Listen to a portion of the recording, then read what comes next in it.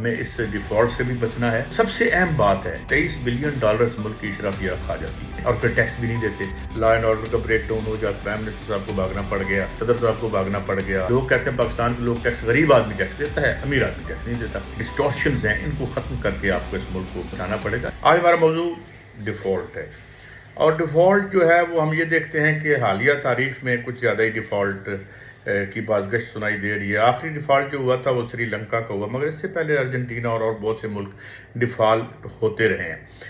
اگر بہت پیچھے ہم تاریخ میں نہ بھی جائیں تو جو زیادہ تر جو ملک ڈیفالٹ ہوئے ہیں وہ ہیں جنہوں نے بریٹن ووڈ معاہدے کے تحت, یہ جو IMF, ورلڈ بینک اور یہ اس کے درمیان امریکن جو منسٹری ہے اس کی خزانے کی, اس کے مابین جو معاہدہ ہوا تھا, اس کے تحت یہ جو ادارے بنے تھے. یہ سامراجی ادارے اس لیے بنائے جاتے ہیں کہ کیسے ہم ان ملکوں کو غلام رکھ سکیں.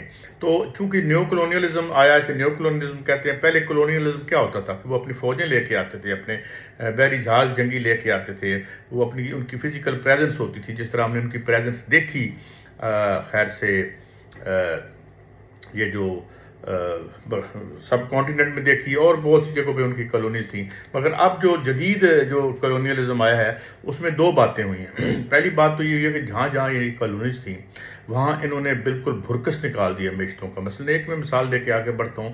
جب گورا سب کانٹیننٹ میں آیا تھا تو سب کانٹیننٹ کی GDP 23% تھی دنیا کا, جب گیا تو 2% تھی. لٹریسی ریٹ بہت کم تھا ہمارا, تو بالکل یہاں سے بالکل نچوڑ کے, جس طرح کیلا کھا کے چھلکا کوئی پھینک جاتا ہے, اس سے بھی بدتر حالات کر کے یہ ہمارے گئے تھے. پھر یہ معیشتیں اسٹرگل کرتی رہیں, لیکن کچھ معیشتیں جو ہیں جو دانش مند تھے جنہوں نے ان کے پروگرامز نہیں لیے, جس میں انڈیا تھا, انڈیا نے نہیں پروگرام لیا, اور اس میں ایک پروگرام لیا تھا منموہن سنگھ نے, اس کے بعد وہ نکل گیا تھا. لہٰذا حالت ان کی بہت بری ہے, غربت بے شمار ہے, لیکن میکرو اکنامک لیول پہ وہ دیفالٹ کی دور دور تک خطرہ نہیں ہے. $550 بلین کے اس کے فارن ایکسچینج ریزرو میں. لیکن ہم جو 5-7 ملک ہیں اس خطرے میں ہم موجود ہیں. ہمارے یہاں کی جو اشرافیہ ہے, رولنگ, وہ یہ سمجھتی ہے کہ we are too big to fall, اور ہماری جو اسٹریٹجک پوزیشن ہے, کبھی ہمیں امریکہ بچا لے گا, ہمیں چائنا بچا لے گا, لیکن اب اس مفروضے کو کوئی بائے نہیں کر رہا. تو اس لیے, لیکن بہرحال ٹھیک ہے, زندہ تو رہنا ہی ہوگا ہم نے. اور اب یہ موضوع مجھے یہ بتایا گیا کہ جی ڈیفالٹ کیا ہوتا ہے. اس کے لیے آپ تھوڑا سا دیکھ لیں جو ڈیفالٹ سری لنکا میں ہوا تو وہاں کیا کیفیت ہوئی. لا اینڈ آرڈر کا بریک ڈاؤن ہو جاتا ہے, وہاں پہ پرائم منسٹر صاحب کو بھاگنا پڑ گیا, وہاں کے صدر صاحب کو بھاگنا پڑ گیا. آپ نے پرائم منسٹر کا جو ریزیڈنس تھی اس میں آپ نے دیکھا لوگ کیسے گھس کے یہ اس طرح کے واقعات بھی ہوتے ہیں. مگر اس کی جو سب سے تکلیف دہ بات ہوتی ہے وہ یہ کہ سیریس سپلائز جب رک جاتی ہیں اور آپ کی اکانومی سے زیادہ تر ڈپینڈنٹ اگر ہوتی ہے امپورٹس پہ, جس طرح مثال کے دیتا ہوں میں آپ کو کہ سری لنکا کو $300 ملین کی دوائیوں کی امپورٹس درکار ہے, مگر اس دفعہ ڈیفالٹ کے بعد اس کے پاس جو آخری خبریں آنے تک $80 ملین خیرات کے اکٹھے ہوئے. تو گویا جب یہ لائف سیونگ دوائیاں نہیں ہوتی تو پھر کیا بیتتی ہے, کیا ہوتا ہے, یہ آپ سمجھ سکتے ہیں. کیونکہ جس جدید دنیا میں ہم لائف سیونگ ڈرگس پہ آدھی سے زیادہ آبادی جو ہے وہ سروائیو کر رہی ہوتی ہے, اور پھر اس میں بلڈ پریشر کی دوائیاں ہوتی ہیں اور چیزیں ہوتی ہیں. تو یہ اس کے بعد فوڈ کا پرابلم ہوتا ہے. میں نے فوڈ سنا کہ وہاں پہ چاول کی بڑی شدید قلت ہوئی سری لنکا میں, اور وہاں پہ جو ہے وہ اچھے اپر مڈل کلاس کے گھرانے بھی جو ہیں منس میل اے ڈے پر آ گئے, جو کہ ایک تکلیف دہ بات تھی. تو ہمیں اس سے کیسے بچنا چاہیے, اور اس کے جو کانسیکوینسز تو بڑے خطرناک ہو سکتے ہیں. لیکن اب دو باتیں ہو رہی ہیں. ایک بات تو یہ ہوئی, پہلے تو انہوں نے یہ کہا کہ جی ہم IMF کے پاس جا رہے ہیں اور ہم اس کو ڈیل کر لیں گے, جس طرح ساگ ڈار صاحب نے کہا. مگر پھر بعد میں کیا ہوا کہ وہ ڈیلے ہوتا رہا, اب بھی ڈیلے ہو رہا ہے, اور ابھی بھی فائنل کوئی حتمی نہیں ہوا. مگر اب سوال یہ ہے کہ انہوں نے جو ہمارے ساتھ شرائط رکھی وہ یہ تھی کہ یہ ہم تو $1.6 بلین سے تو ہمارا مسئلہ حل نہیں ہوتا, مگر وہ کہتے ہیں کہ باقی کی فائنانسنگ آپ کہاں سے کریں گے, کیونکہ ہمارا جو ٹریڈ ڈیفیسٹ ہے وہ بہت زیادہ تھا, کرنٹ اکاؤنٹ ڈیفیسٹ بہت زیادہ ہے, تو اس کو آپ کیسے پورا کریں گے. پھر اس کے بعد ہمیں رول اوور ملا, چائنا سے تو $3 بلین کا رول اوور ملا, اور پھر یہ بھی خیال تھا کہ جی سعودی عرب اور وہ بھی ہماری مدد کریں گے.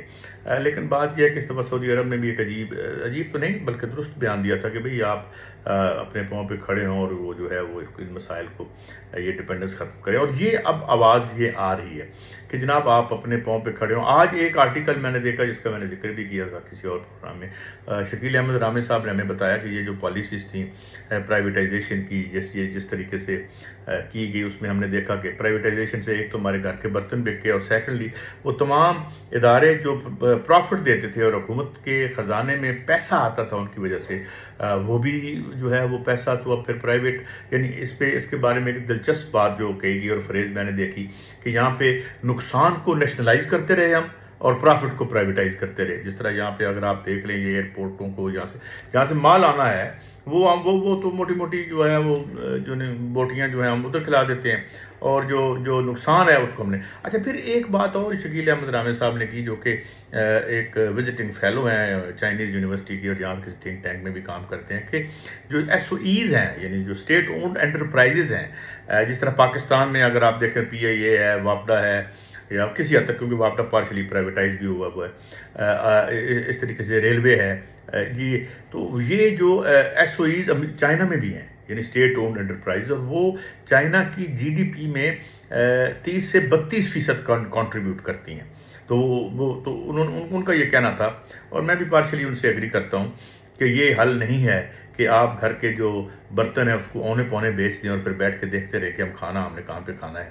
کیونکہ میں اگر آپ کو تھوڑی سی مثالیں دوں، جو پی ٹی سی جو پہلے پی ٹی سی تھا اور P T C L S کو جب ہم نے پرائیویٹائز کیا تو یہ بہت بڑا پروفٹ ہمیں دے رہا تھا، اور یہ ساؤتھ ایشیا میں ایک اہم ترین اداروں میں، اس پہ نیٹ پہ جا کے اگر دیکھیں تو یہ وہ ادارہ ہے کہ جس کی اپنے کالجز اور انسٹیٹیوشن تھے، اور ہم اس علاقے کے ارد گرد کے ملکوں کو بتاتے تھے کہ ٹیلی فون کس چیز کا نام ہے. مگر جب سے یہ اب مجھے لاسٹ ٹائم سال پہلے میں نے اس کا پروفٹ دیکھا تو وہ 8 ارب روپیہ تھا. اور وہ پروفٹ کہاں سے آیا تھا؟ اس کے جو اثاثے ہیں، جو اس کی تاریں ہیں، وہ بیچ کے جناب وہ اس کو کر رہے ہیں. کیونکہ جو نئی ٹیکنالوجی آ رہی ہے تو پرانی وہ مثلا اس کے جو ایسٹس ہیں وہ بیچ کے پروفٹ آ رہا ہے. حالانکہ اگر آپ دیکھیں کہ جتنی بھی پرائیویٹ ٹیلی فون کمپنی ہیں وہ کتنا پروفٹ کما رہی ہیں، انٹولڈ پروفٹ یہاں سے کما کے لے جا رہی ہیں. تو پی ٹی سی کیوں نہیں کما سکتا تھا؟ اور یہ اگر ہم پروفٹ کماتے اور کما کے یہاں پہ جو ہے، لیکن اس کو پیپلز پارٹی کے دور میں پرائیویٹائز کیا گیا تھا اور بڑی سختی کی گئی تھی، سیکورٹی فورسز کو بلایا گیا تھا اسٹرائکس کو توڑنے کے لیے، مگر اس کا کیا نتیجہ نکلا؟ اسی طریقے سے ہم نے جو باقی چیزیں جو کی تھیں، کیونکہ جو پرائیویٹائزیشن کا بنیادی اصول یہاں رکھا گیا تھا وہ یہ تھا کہ جی ہم ان پیسوں سے جو ملیں گے پروسیڈز، ہم اپنا قرضہ اتاریں گے. قرضہ آسمان پہ چلا گیا، اثاثے ہاتھ سے نکل گئے. تو جو ہم نے کہا تھا کہ جو ہمیں ایمز تھے وہ تو پورے نہیں ہوئے، کیونکہ جتنی موسٹلی جو ادارے ہم نے پرائیویٹائز کیے، وہ فیکٹریاں جاتی ہیں وہ بند ہو گئی خیر سے، اور وہاں پہ جو ہے وہ ایک کیا کہتے ہیں ہاؤسنگ سوسائٹیاں بن گئیں. کیونکہ یہاں پہ اب کوئی کام نہیں رہ گیا سوائے ہاؤسنگ سوسائٹی کا. انٹولڈ ویلتھ ہے، ایک پلاٹ سال میں 10 دفعہ گھومتا ہے پھرتا ہے اور نوٹوں کے ڈھیر لگا کے چلا جاتا ہے. مگر ہماری مکانیت کا کیا ہوا؟ اور اس نے ہماری سیاست پر بہت برا اثر ڈالا. یہ جو کالا پیسہ پراپرٹی کے ذریعے آیا، اس نے ہماری سیاست کو بھی بہت حد تک کالا کیا، کیونکہ ایک سیاست بہت مہنگا بزنس ہے. چنانچہ انہوں نے پروٹیکٹ کیا. اور یہ ایک میں اس پہ ایک لمبی کہانی ہو سکتی ہے اور بات بھی ہو سکتی ہے، مگر یہ بھی کیونکہ ویلا کا ہمارا 8-10 منٹ کا ہے، تو اس میں ہم یہ دیکھتے ہیں کہ یہ ہمیں اس کو بچانا ہے، اس ملک کو ہمیں اس ڈیفالٹ سے بھی بچنا ہے. اور اس میں جو سب سے اہم بات ہے، جو کہ ڈاکٹر حفیظ پاشا کا جو یو این ڈی پی میں ان کی جو ایک اسٹڈی ہے کہ ہم $23 بلین ملک کی اشرافیہ جو ہے وہ کھا جاتی ہے.